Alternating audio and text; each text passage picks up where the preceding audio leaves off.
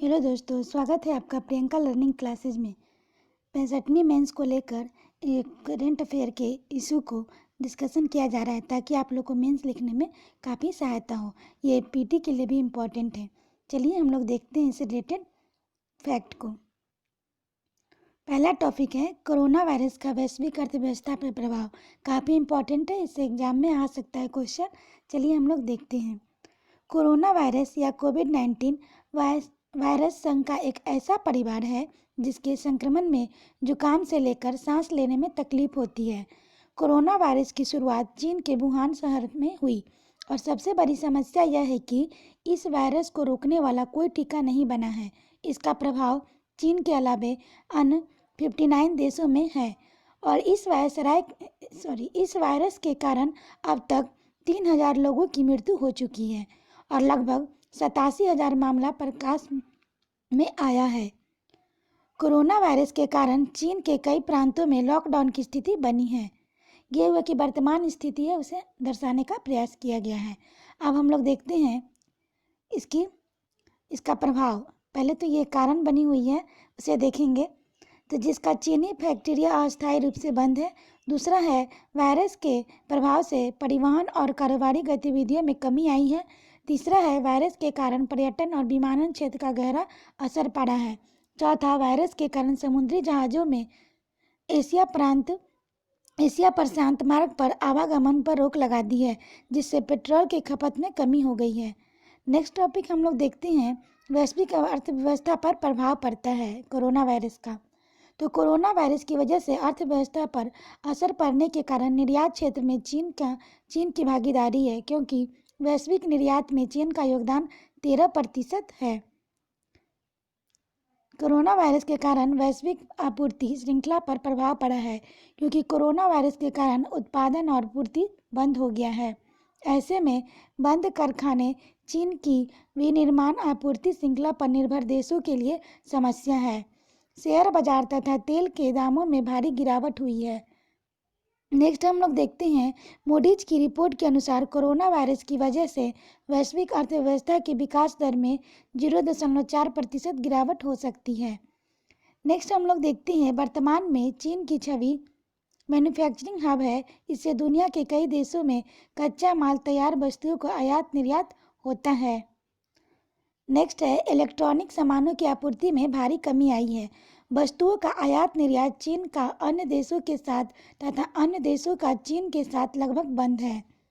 Next factor हम लोग देख रहे हैं, कच्चे तेलों की कीमतों में गिरावट हुई है, क्योंकि चीन ने खाड़ी देशों से तेल आयात को कम कर दिया है, जिससे खाड़ी देशों को भी नुकसान हो रहा है। अब हम लोग देखते हैं भारतीय अर्थव्यवस्था पर कोरोना वायरस का प्रभाव। भारत चीन के बीच होने वाले आयात निर्यात पर प्रतिकूल प्रभाव पड़ा है। नेक्स्ट है, भारतीय बाजार में चीनी वस्तुओं में कमी आई है। देश का ऑटोमोबाइल उद्योग, कपड़ा उद्योग, इलेक्ट्रॉनिक आदि सामान हेतु भारत चीन पर निर्भर है, लेकिन इसका व्यापार वर्तमान में बंद है, जिससे भारत में महंगाई बढ़ने की संभावना है।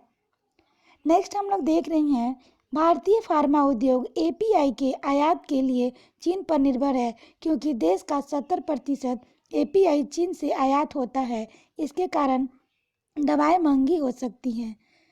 हम नेक्स्ट देख रहे हैं, यदि इस पर जल्द ही नियंत्रण नहीं होगा तो वैश्विक स्तर पर इसका बुरा प्रभाव पड़ेगा ही। इसलिए इसे निपटने हेतु वैश्विक स्तर पर गंभीरता से प्रयास करना चाहिए। इसका निष्कर्ष और देख रहे हैं, लोगों को इस वायरस से बचाव हेतु या फैलने से रोकने हेतु लोगों को जागरूक करने की आवश्यकता है। भारत सरकार को इसे एक अवसर के रूप में देखते हुए घरेलू उद्योग को मजबूत करने की आवश्यकता है, ताकि अन्य देशों पर निर्भरता में कमी आए और भविष्य में यदि पुनः ऐसी कोई समस्या उत्पन्न हो तो उसका प्रभाव भारत में कम से कम हो। अब हम लोग नेक्स्ट टॉपिक देखते हैं, खुडोल पहल के बारे में। काफ़ी चर्चा में रहा है। तो ये है, कोविड-19 महामारी के खिलाफ समावेशी लड़ाई में मणिपुर राज्य की खुडोल पहल संयुक्त राष्ट्र द्वारा शीर्ष 10 वैश्विक पहलों में सूचीबद्ध किया गया है। नेक्स्ट इसका फैक्ट देखते हैं, खुडोल उपहार एक गैर सरकारी संगठन एनजीओ या ऑल द्वारा शुरू की गई है। क्राउड फंडेड जनता द्वारा वित्त पोषित पहल है। नेक्स्ट इससे रिलेटेड फैक्ट देखते हैं। इस पहल का उद्देश्य महामारी के दौरान LGBT समुदाय, HIV संक्रमित लोगों, दैनिक वेतनभोगियों, बच्चों तथा किशोरों के लिए खाद्य आपूर्ति, स्वास्थ्य सेवा एवं स्वच्छतापूर्वक वातावरण सुनिश्चित करना है। नेक्स्ट हम लोग देखते हैं खुडॉल पहल के अंतर्गत 100 से अधिक स्वयंसेवकों ने 2000 से अधिक परिवारों एवं व्यक्तियों के लिए स्वास्थ्य किट व अन्य आवश्यक वस्तुओं की उपलब्धता सुनिश्चित की है। साथ ही याओल ने स्थानीय संगठन थांग बंद यूनाइटेड तथा इम्फाल पश्चिम जिला प्रशासन के साथ मिलकर ट्रांस समुदाय का क्वारंटीन सेंटर हेतु अलग कमरे व शौचालय की सुविधा प्रदान की है। नेक्स्ट हम लोग देखते हैं याओल, इसका अर्थ है क्रांति। NGO की स्थापना वर्ष 2017 में सदाम हजबम ने की थी। यह LGBT समुदाय के स्वास्थ्य व कल्याण हेतु कार्य करता है और समय समय पर मानसिक स्वास्थ्य कार्यशालाओं का आयोजन करता है। नेक्स्ट टॉपिक हम लोग देखते हैं विश्व स्वास्थ्य संगठन का कार्यकारी बोर्ड। इससे रिलेटेड फैक्ट को हम लोग देखते हैं। विश्व स्वास्थ्य संगठन WHO 2 निकायों विश्व स्वास्थ्य सभा तथा कार्यकारी बोर्ड द्वारा संचालित होता है। कार्यकारी बोर्ड का मुख्य कार्य है विश्व स्वास्थ्य सभा के निर्णय व नीतियों का कार्यान्वयन तथा इस संदर्भ में सलाह एवं सहायता प्रदान करना है। नेक्स्ट फैक्ट हम लोग देखते हैं कार्यकारी बोर्ड स्वास्थ्य क्षेत्र में तकनीकी रूप से दक्ष 34 सदस्यों से मिलकर बनता है, जिसका कार्यकाल 3 वर्ष के लिए होता है। बोर्ड की बैठक वर्ष में कम से कम 2 बार होती है। नेक्स्ट हम लोग देखते हैं WHO के 194 सदस्य देश 6 क्षेत्रीय समूहों से बटे हुए हैं। अफ्रीकी क्षेत्र, अमेरिकी क्षेत्र, दक्षिण पूर्व एशिया क्षेत्र, यूरोपीय क्षेत्र, पूर्वी भूमध्य क्षेत्र तथा पश्चिमी प्रशांत क्षेत्र। भारत दक्षिण पूर्व एशिया क्षेत्र का सदस्य है। नेक्स्ट हम लोग देखते हैं कार्यकारी बोर्ड के अध्यक्ष पद का चयन इन्हीं 6 क्षेत्रीय समूहों में से रोटेशन के आधार पर किया जाता है। इसका कार्यकाल 1 वर्ष का होता है। नेक्स्ट है 73वीं विश्व स्वास्थ्य सभा में भारत के स्वास्थ्य एवं परिवार कल्याण मंत्री डॉक्टर हर्षवर्धन को कार्यकारी बोर्ड के 147वें सत्र के लिए अध्यक्ष नियुक्त किया गया है। डॉक्टर हर्षवर्धन ने मौजूदा अध्यक्ष डॉक्टर हिरोकी नकातानी जापान का स्थान लिया है। नेक्स्ट टॉपिक है मेरा पानी मेरा विरासत योजना। ये चर्चा में क्यों रहा है? तो हरियाणा सरकार द्वारा शुरू की गई इस योजना के विरोध में वहां के किसानों द्वारा हाल ही में ट्रैक्टर मार्च निकाला गया। किसानों द्वारा इस विरोध प्रदर्शन को किसान बचाओ खेती बचाओ अभियान नाम दिया गया। क्या है ये? तो ये योजना के द्वारा पानी की अधिक खपत वाले धान के स्थान पर कम पानी की आवश्यकता वाली फसलों को प्रोत्साहित करेंगे। इसका उद्देश्य है जल संरक्षण को बढ़ावा देना। इसका विशेष है इसलिए है कि मेरा पानी मेरा विरासत योजना के अंतर्गत वैकल्पिक फसलों की बुआई करने वाला 7,000 प्रति एकड़ दिए जाएंगे। इस योजना में शामिल 8 ब्लॉक्स में धान क्षेत्र के 50% भाग को वैकल्पिक फसलों के प्रति स्थापित करने का लक्ष्य है। अब हम लोग देखेंगे 4 धाम परियोजना, ये चर्चा में क्यों है? तो केंद्रीय मंत्री श्री नितिन गडकरी ने वीडियो कॉन्फ्रेंस के माध्यम से 4 धाम परियोजना के तहत सीमा सड़क संगठन BRO द्वारा निर्मित चंबा सुरंग के वाहन रवायनी आयोजन का उद्घाटन किया। क्या है 4 धाम परियोजना? तो ये प्रधानमंत्री नरेंद्र मोदी ने दिसंबर 2016 में 4 धाम राष्ट्रीय राजमार्ग संपर्क परियोजना ऑल वेदर रोड का उद्घाटन किया था। इसके तहत यमुनोत्री धाम, गंगोत्री धाम, केदारनाथ धाम और बद्रीनाथ धाम जाने वाले राष्ट्रीय राजमार्ग के 889 किलोमीटर के हिस्से तथा कैलाश मानसरोवर यात्रा वाले इसके कुछ हिस्सों के विकास और इसको बेहतर बनाने का काम किया जाना है। नेक्स्ट हम लोग देखते हैं इस परियोजना के तहत नए सड़कों के निर्माण, सड़कों को चौड़ा करना, ढलान वाले हिस्सों सुरक्षात्मक दीवारों को ऊंचा करना, भूस्खलन रोकने के लिए ड्रेफ्टी प्रणाली, नेटिंग, एंकरिंग की व्यवस्था इत्यादि शामिल है। ढलानों को स्थिर बनाने हेतु एवं वनस्पतियां उगाने के लिए जैव इंजीनियरिंग की हाइड्रोसीडिंग जैसे अभिनव तरीकों समेत भूस्खलन संभावित स्थानों पर जियो सिंथेटिक तकनीकी से पहाड़ियों का उपचार किया जा रहा है। अब हम लोग देखते हैं परियोजना से जुड़ी चिंताएं। इस परियोजना को लेकर पर्यावरण से जुड़ी काफ़ी सारी चिंताएं विद्यमान हैं। एक तो यह क्षेत्र भूकंप की दृष्टि से संवेदनशील है, वहीं दूसरी ओर व्यापक मात्रा में सड़क के लिए पहाड़ों एवं वृक्षों को काटा जा रहा है। इसके साथ ही यह प्रोजेक्ट उत्तरकाशी भागीरथी घाटी के पर्यावरणीय लिहाज से संवेदनशील इको सेंसिटिव जोन से गुजरता है। इस परियोजना में पर्यावरण मानकों के उल्लंघन पर लगातार प्रश्न चिन्ह लगाए जा रहे हैं। अब हम लोग देखते हैं क्या होंगे इससे लाभ। तो पहाड़ पर अनुकूल परिस्थितियां एवं बुनियादी अवसंरचना के अभाव के कारण लोग पलायन के लिए मजबूर है। इस परियोजना के पूर्ण होने से तीर्थयाटन व पर्यटन में इजाफा होगा, रोजगार के अवसर बढ़ेंगे, जिससे पहाड़ के लोगों की आर्थिक स्थिति सुदृढ़ होगी। इसके साथ ही राज्य में निजी निवेश का भी आगमन होगा, जिससे इस क्षेत्र का आर्थिक समृद्धि में तेजी आएगी। नेक्स्ट हम लोग देखते हैं उत्तराखंड के सीमावर्ती क्षेत्रों में स्थित गांव, जिसे रक्षा का प्रथम पंक्ति माना जाता है, पलायन के कारण घोस्ट विलेज में तब्दील हो गए हैं। ऑल वेदर रोड से यहां पर लोगों के पलायन की अंकुश लगेगी।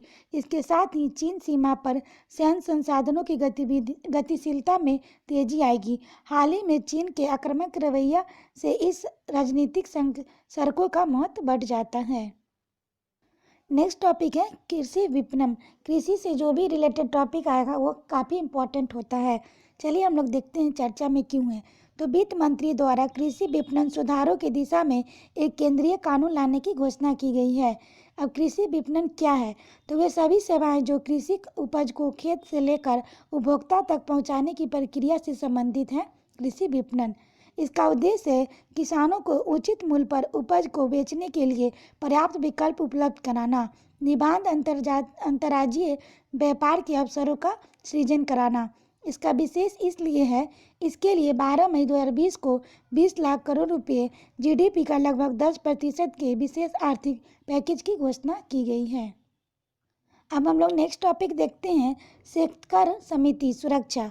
तो ये भारत सरकार ने सीमा अधोसंरचना के लिए शेतकर समिति द्वारा की गई सिफारिशों को लागू किया है।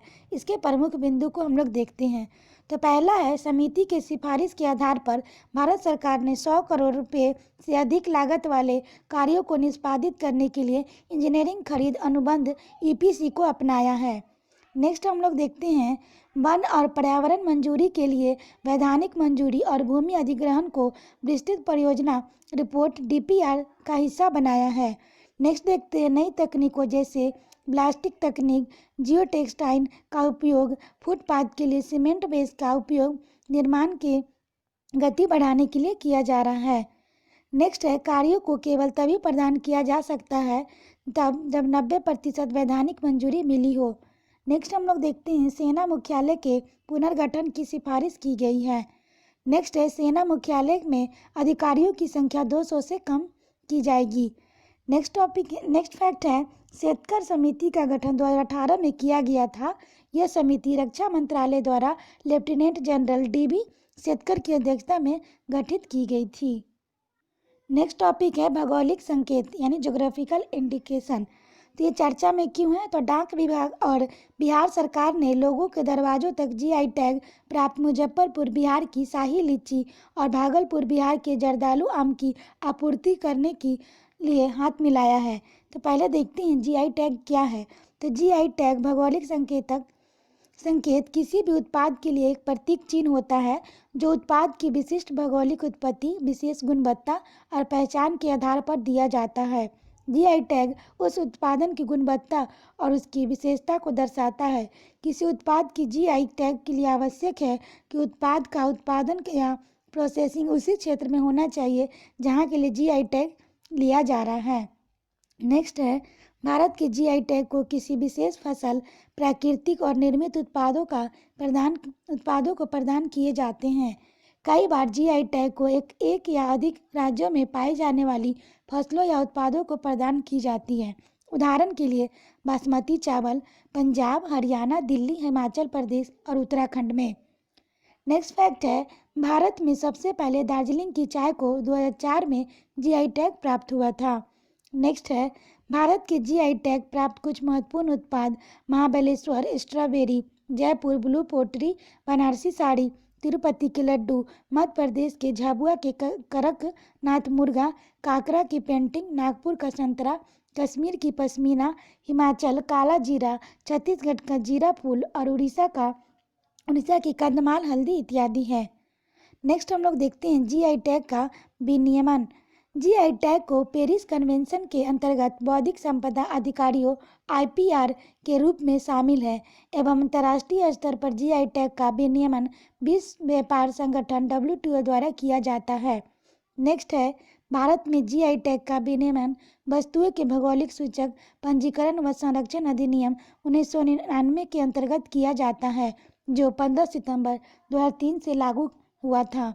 नेक्स्ट हम लोग देखते हैं जीआई टैग के लिए चेन्नई स्थित जीआई डेटाबेस में अप्लाई करना पड़ता है एवं एक बार जीआई टैग का अधिकार मिल जाने के बाद 10 वर्षों तक जीआई टैग मान्य होते हैं। इसके उपरांत उन्हें रिन्यू करवाना पड़ता है। नेक्स्ट हम लोग देखते हैं जीआई टैग के लाभ। तो जीआई टैग किसी क्षेत्र में पाए जाने वाले उत्पादन को कानूनी संरक्षण प्रदान करता है। जीआई टैग के द्वारा उत्पादों के अनधिकृत प्रयोग पर अंकुश लगाया जा सकता है। यह किसी भौगोलिक क्षेत्र में उत्पादित होने वाले वस्तुओं पर लगाया जाता है। नेक्स्ट टॉपिक हम लोग देखते हैं प्रधानमंत्री वन धन योजना। काफ़ी इंपॉर्टेंट है और चर्चा में रहा है। तो पहले से रिलेटेड हम लोग फैक्ट को देखते हैं। गिलोय और अन्य उत्पादों का विपणन करने वाली थाने में शाहपुर की आदिवासी एकात्मिक सामाजिक संस्था भारत प्रधानमंत्री वन धन योजना के तहत विकास के पथ पर अग्रसर हो रही है। वन संपदा के कुशल प्रबंधन के माध्यम से काश्तकारी जनजातीय समुदाय के उत्थान के लिए एक रोल मॉडल प्रस्तुत करती है। अब हम लोग देखते हैं क्या है प्रधानमंत्री वन धन योजना। तो जनजातीय समुदाय के लोगों सशक्तिकरण हेतु प्रधानमंत्री मोदी ने 14 अप्रैल 2018 ने बाबा साहब भीमराव अम्बेडकर के जन्म दिवस के अवसर पर छत्तीसगढ़ के बीजापुर में वन धन विकास योजना को लॉन्च किया था। प्रधानमंत्री वन धन योजना का उद्देश्य जनजातीय उद्यम को सृजन करना है। ट्राइफेड इसकी नोडल एजेंसी है एवं ट्राइफेड ने इस अब तक 26 राज्यों और एक केंद्र शासित प्रदेशों में 1101 वन धन केंद्रों की स्थापना से जुड़े प्रस्तावों की मंजूरी दी है। अब हम लोग देखते हैं क्या है पीएमबीडीवाई का उद्देश्य। तो ये वन संपदा या वन धन का दोहन कर जनजातीय समुदायों के लिए आजीविका सृजन करना। नेक्स्ट है जनजातीय लोगों के पारंपरिक ज्ञान एवं कौशल को ब्रांडिंग, पैकेजिंग एवं विपणन के संबंधित कौशल देकर बाजार की अगुवाई वाले उद्यम मॉडल के जरिए उनकी आय को अधिक करना। नेक्स्ट है प्राथमिक स्तर पर लघु वन उत्पादों में मूल्य संवर्धन कर जनजातीय समुदाय का उन्नयन करना। नेक्स्ट है इससे 3 वर्षों के दौरान 45 लाख जनजातीय लोगों के रोजगार एवं उद्यमिता विकास के लिए जनजातीय उद्यमों का सृजन करने की परिकल्पना की गई है। नेक्स्ट हम लोग देखते हैं ब्रांडिंग, पैकेजिंग एवं विपणन हेतु पीएमवीडीआई की अनूठी पहल क्या है। तो ये आईआईटी, आईआईएम और राष्ट्रीय स्तर के संस्थानों को इस पहल में सहयोग के लिए जोड़ा गया है। नेक्स्ट हम लोग देखते हैं फिक्की, सीआईआई, एजोजैम, पीएचडी चैम्बर एवं डीआईसीसीआई जैसे संगठनों का सहयोग। नेक्स्ट है उत्पादों के प्रोत्साहन हेतु वाणिज्य, एमएसएमई, ग्रामीण विकास एवं रेल जैसे मंत्रालयों से संपर्क है। नेक्स्ट हम लोग देखते हैं ट्राइफेड क्या है। तो ये भारतीय जनजाति सहकारी विपणन विकास संघ ट्राइफेड की 6 अगस्त 1987 को स्थापना की गई। ट्राइफेड की मुख्य उद्देश्य है आदिवासी उत्पादों के विपणन और विकास के माध्यम से जनजातीय लोगों को सशक्तिकरण करना है। यह जनजातीय उत्पादों को खरीद और विपणन की शीर्ष संस्था है। इसका मुख्यालय नई दिल्ली में है। नेक्स्ट टॉपिक हम लोग उमंग ऐप के बारे में देखेंगे।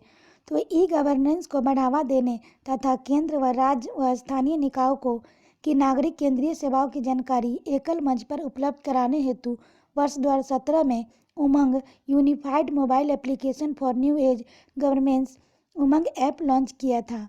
नेक्स्ट हम लोग देखते हैं, यह भारत सरकार का एक बहुउपयोगी, बहुभाषी, एकीकृत, सुरक्षित व ऑल इन वन ऐप है। इसके अंतर्गत केंद्र के 127 विभागों एवं 25 राज्यों की जुड़ी लगभग 660 सेवाएं और 180 बिल भुगतान सुविधाएं प्रदान की जाती है। नेक्स्ट हम लोग देखते हैं, इस ऐप को इलेक्ट्रॉनिक एवं सूचना प्रौद्योगिकी मंत्रालय, मिनिस्ट्री तथा राष्ट्रीय ई गवर्नेंस डिवीजन एनडीजीडी द्वारा विकसित किया गया है। इस आधार तथा डिजी लॉक के साथ एकीकृत किया गया है। नेक्स्ट हम लोग देखते हैं, डिजिटल इंडिया कार्यक्रम को बढ़ावा देने के उद्देश्य से अब उमंग ऐप भारतीय मौसम विज्ञान विभाग IMD से जुड़ी सूचनाएं भी प्रदान करेगा। नेक्स्ट हम लोग देखते हैं, अब उमंग ऐप द्वारा IMD से जुड़ी 7 प्रकार की सूचनाएं दैनिक आधार पर मौसम की स्थिति, स्थानीय स्तर पर मौसम की जानकारी, देश के लगभग 450 नगरों में मौसम की स्थिति, वर्षा से जुड़ी सूचनाएं, देश में 100 पर्यटन नगरों में मौसम की स्थिति, खतरनाक मौसम से जुड़ी चेतावनी तथा चक्रवातों के आने की संभावना व अलर्ट इत्यादि के बारे में प्रतिदिन जानकारी प्रदान की जाएगी। नेक्स्ट हम लोग देखते हैं, कोविड-19 लॉकडाउन में राहत के उपाय प्रधानमंत्री गरीब कल्याण पैकेज के द्वारा 5 मई 2020 तक हुई प्रगति के मुख्य बिंदु। तो कुल प्रत्यक्ष लाभ का हस्तांतरण पैकेज के तहत 39 करोड़ से अधिक गरीब लोगों को 34,800 करोड़ रुपए की वित्तीय सहायता मिली। PM किसान की पहली किस्त तो कुल 8.19 करोड़ किसानों को 16,394 करोड़ रुपए हस्तांतरित किए गए। नेक्स्ट है, 2 किस्तों में कुल 25.62 करोड़ महिला जनधन खाताधारकों को 12,810 करोड़ रुपए दिए गए। नेक्स्ट हम लोग देखते हैं, लगभग 2.82 करोड़ वृद्धों, विधवाओं और दिव्यांगजनों को 1405 करोड़ रुपए दिए गए।